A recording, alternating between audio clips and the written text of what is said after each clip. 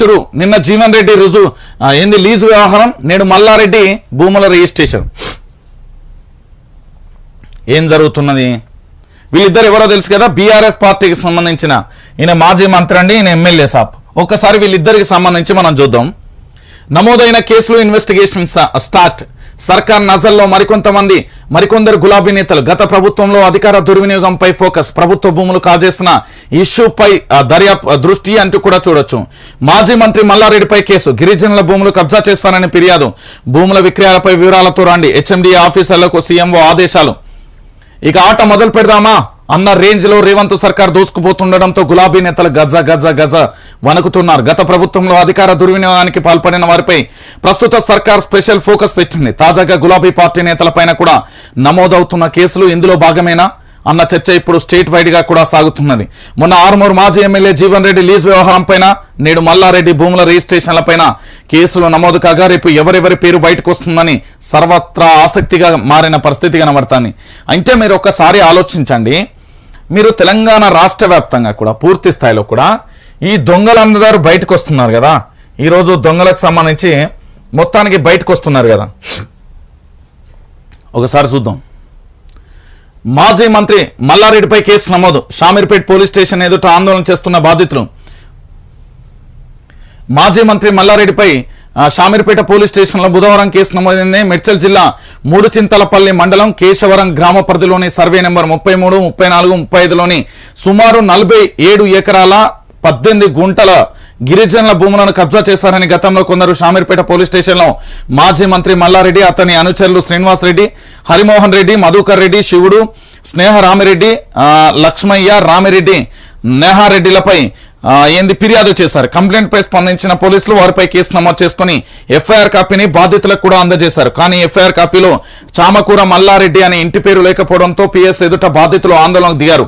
ఈ సందర్భంగా వారు మాట్లాడుతూ రాత్రికి రాత్రిలే తమ ఇంటి పెద్ద భిక్షపతిని మల్లారెడ్డి అనుచరులు ఎంఆర్ఓ కార్యాలయానికి తీసుకెళ్లి భూమిని అక్రమంగా రిజిస్ట్రేషన్ చేయించుకున్నారని ఆరోపించారు. అందుకు ఎంఆర్ఓకు మల్లారెడ్డి 20 లక్షల మూటపై చెప్పారని కూడా గిరిజనులు ఆందోళన చేస్తున్నారు. నాకు ఒకటి అర్థం కాని విషయం ఏంటంటే, ఎవడబ్బా సొత్తని వాడు రిజిస్ట్రేషన్ చేసుకుంటాడని. సరే, వీడి దగ్గర అధికారం ఉండే ఎన్ని రోజులు, ఇప్పుడు లేదు కదా. ఇప్పుడు తిన్నదంతా గక్కిస్తారు. నేను మళ్ళీ చెప్తున్నా, కాంగ్రెస్ ప్రభుత్వం, కొత్తగా ఏర్పడిన కాంగ్రెస్ ప్రభుత్వం కానీ గతంలో బీఆర్ఎస్ ప్రభుత్వానికి సంబంధించి ఈ 2 ప్రభుత్వాలలో తెలంగాణ ప్రజలకు సంబంధించి ఎవరైనా నష్టపోయినా, ఎవరైనా గోసపడ్డా, ఎవరైనా ఇబ్బంది పడ్డా, ఎవరైనా సమస్యలను పూర్తి స్థాయిలో కూడా అనుభవించిన మీరు చేయాల్సింది ఒకటే పని. నేనేమని చెప్తున్నానంటే, ఇదే లైవ్లో చెప్తా, ఈ నెంబర్కు మీరు పూర్తి స్థాయిలో ఫోన్ చేయరి. మీ బాధ్యతలకు సంబంధించి, అంటే ఎమ్మెల్యేల బాధ్యతలకు సంబంధించి ఈ నెంబర్కు కాల్ చేసి రారు. నేను ఒకటే అంశాన్ని మీ ముందు పెట్టే ప్రయత్నం చేస్తున్న ప్రజలారా గుర్తుపెట్టుకోరి. మాజీ మంత్రి మల్లారెడ్డిపై కేసు నమోదు చేయాలని అలా చామకూర అంటే తన ఇంటి పేరు లేకపోవడంతో ఇక్కడ బాధితులు ఆందోళన చేస్తున్నారు. ఇంకొకటి ఏంటంటే, ఇక్కడ 1 ఎకరం కాదు, 2 ఎకరాలు కాదు, 47 ఎకరాల 18 గుంటలను కబ్జా చేసిందంటే మరి ఇదేమన్నా ఏమనుకుంటున్నాడో నాకు అర్థం కావట్లేదు. వీళ్ళందరూ బానిసలు నేను చెప్తే వింటర్ అనుకుంటున్నారా లేదా? దీని మీద పూర్తి స్థాయిలో కూడా ప్రభుత్వం ఎంక్వైరీ చేయడం గాను చామకూర మల్లారెడ్డో శివురు లేని మల్లారెడ్డో తెలియదు కానీ ఆయనను అరెస్ట్ చేసి లోపటేయాలి. ఇక చూడురే, మొదలైన ఇన్వెస్టిగేషన్ ప్రాసెస్ ప్రస్తుతం మాజీ మంత్రి మల్లారెడ్డి దాకా వచ్చింది. రానున్న రోజులలో మరికొందరిపైన ఎంక్వైరీ మొదలు పెట్టేందుకు కొత్త సర్కార్ కసరత్తు స్టార్ట్ చేసింది. గత కాంగ్రెస్ హయాంలో పేదలకు ఇచ్చిన అసైన్డ్ భూములను గత ప్రభుత్వం వెనక్కి తీసుకోవడం మొదలుపెట్టింది. దీంతో స్థానిక ఎమ్మెల్యేలు సైతం దౌర్జన్యంగా అనేక గ్రామాలలో దళితులకు ఇచ్చిన భూములను అక్రమంగా లాక్కోవడంలో నిమగ్నమయ్యారు. అధికార బలంతో ప్రజలకు ప్రశ్నించే అవకాశం లేకుండా చేశారని పోలీసులకు ఫిర్యాదు చేసిన ఫలితం లేదనే వాతావరణం నెలకొందని విపక్షాలు చాలా సందర్భాలలో ప్రస్తావించాయి. కానీ ఇప్పుడు రాష్ట్రంలో అధికార మార్పిడి జరిగి కాంగ్రెస్ ప్రభుత్వం ఏర్పడడంతో పోలీస్ స్టేషన్లో పేరుకుపోయిన పాత ఫిర్యాదులు తెర మీదకి వస్తున్నాయి. గతంలో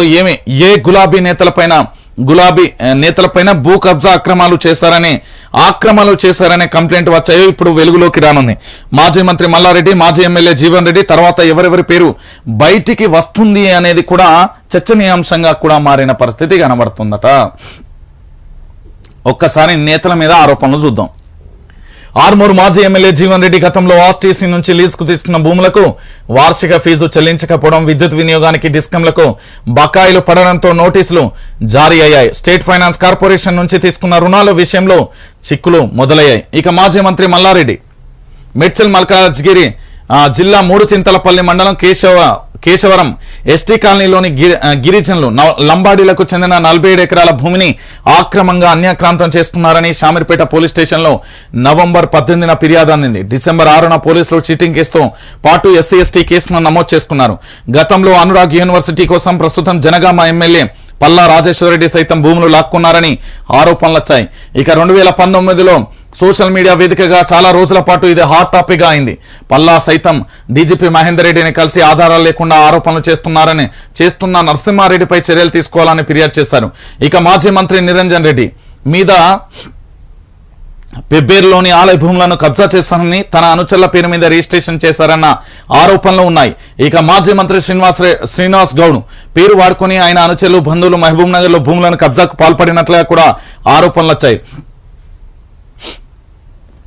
ఇక భూపాల్పల్లి, డోర్నకల్, మహబూబాద్, జనగామ తదితర నియోజకవర్గాలలో బీఆర్ఎస్ నేతల భూ కబ్జాల ఆరోపణలు అన్నింటిపైన ఇప్పటి వరకు వచ్చిన ఫిర్యాదుల సంగతి తేల్చే పనిలో పోలీసులు ఉన్నట్లుగా కూడా సమాచారం అందుతుంది అంటూ కూడా చెప్తున్నారు. నేనేమంటున్నానంటే తెలంగాణ ప్రజలారా గుర్తుపెట్టుకోర్రి, మళ్ళీ పంచాయతీ లేకుండా ఒకటే విషయం. ఈరోజు తెలంగాణ రాష్ట్ర రాజకీయాలలో ప్రధానమైన అంశం ఏముంటుంది? ఒకటే అంశంగా మారిపోతుంది. ఏందది? తెలంగాణ రాష్ట్ర రాజకీయాలలో ప్రధానంగా కూడా మనం మాట్లాడుకోవాల్సిన తెలంగాణ రాష్ట్ర వ్యాప్తంగా కూడా కొన్ని అంశాలు ఉంటాయండి. ఏంది? రాష్ట్ర రాజకీయాలలో ఇప్పటి వరకు ఏమేం జరిగినాయి, ఏమేం కథ అనేది మనం చూసుకుంటూ వస్తున్నాం. అయితే ఇంకొక అంశం ఏంటంటే, సరే కొత్త ప్రభుత్వం ఏర్పడింది. కొత్త ప్రభుత్వం ఏర్పడగానే వీళ్ళ మీద చర్యలు తీసుకోవడానికి సిద్ధమైంది. ఎవరు? ఇక్కడ ఇద్దరు వ్యక్తులు మీకు కనబడుతున్నారు. ఒకటి చామకూర మల్లారెడ్డి, రెండోది మాజీ ఎమ్మెల్యేగా ఉన్న జీవన్ రెడ్డి. ఈ ఇద్దరి వ్యవహారం మాత్రమే బయటికి తీసుకొస్తే సరిపోతుందా?